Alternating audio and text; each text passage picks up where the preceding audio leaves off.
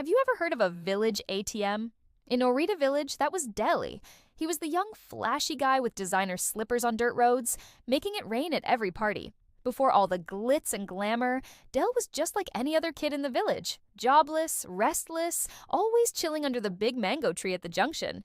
Just another face in the crowd. Then one day, he packed his bags and left for the city. Nobody heard from him for months. When he returned, it wasn't on foot or by bus. Dile roared back into Orita in a brand new, gleaming car that looked like it had been plucked from a movie set. The entire village went into a frenzy. "Mama Dile's son has made it!" They all screamed, dancing and celebrating. His return was a festival in itself. At first, the stories were simple. Some said he'd landed a massive tech job. Others whispered he was a genius in some new online business. The elders, well, they just shook their heads with suspicion, but their doubts didn't last long. Why would they?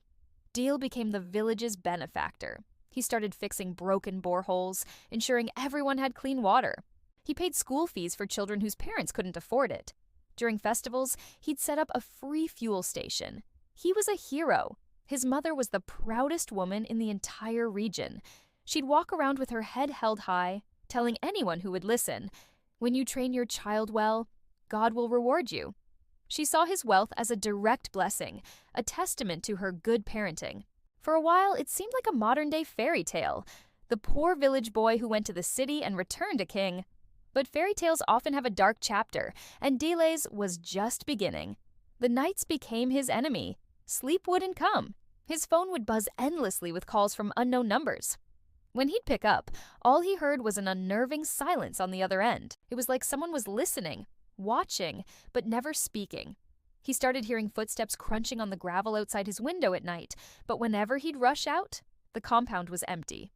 "It's just stress," he'd tell himself, trying to laugh it off. Too much work, too much excitement. But the strange occurrences only grew more intense. One evening, he was at a wedding, ready to do what he did best: spray money. As he held a thick wad of cash, a searing heat shot through his hands. The notes felt like they were on fire. He yelped and dropped them, forcing a laugh to cover his shock. The crowd chuckled along, but his smile was a mask, his eyes wide with a terror no one else could understand. Slowly but surely, the vibrant life of the party daily began to fade. The change was subtle at first, then impossible to ignore. He stopped attending events. The free fuel stopped flowing. The school fees went unpaid. He became a recluse, locking himself away in his big, empty house. The swagger was gone, replaced by a permanent look of fear. The village ATM was officially out of service. One sweltering afternoon, a stranger arrived in Orita. He was an old man, his face etched with lines that told 1,000 stories. He asked for Dele, saying he knew him from his time in the city.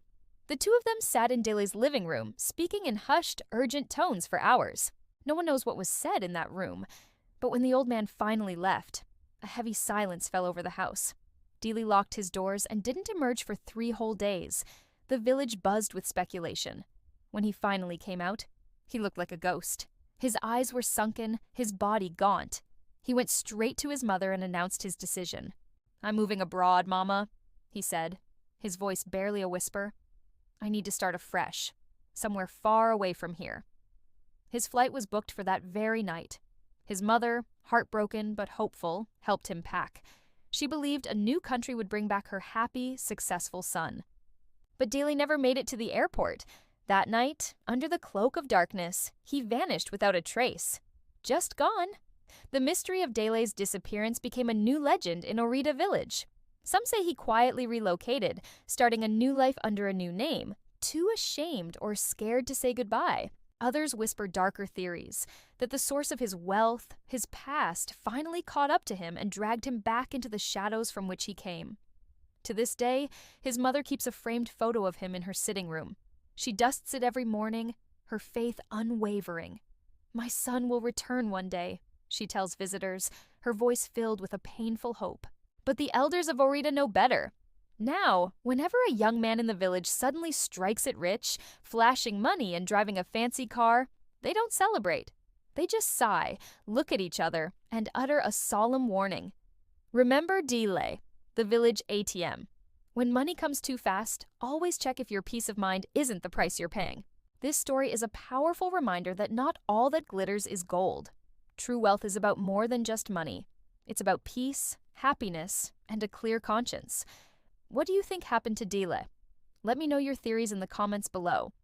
And if this story resonated with you, please give this video a thumbs up and subscribe for more content that makes you think. Thanks for watching, and stay safe out there.